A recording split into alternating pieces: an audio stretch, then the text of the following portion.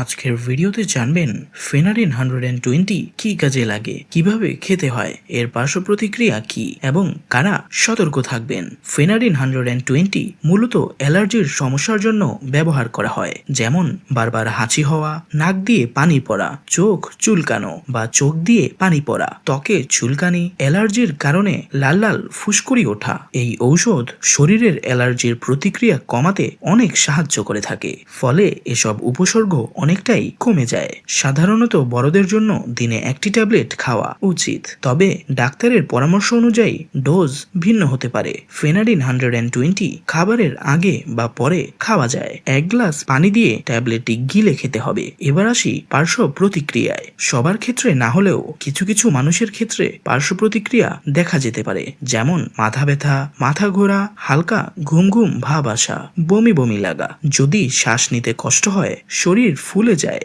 বা অন্য কোনো গুরুতর সমস্যা দেখা দেয়, তাহলে দ্রুত চিকিৎসকের সাথে যোগাযোগ করুন।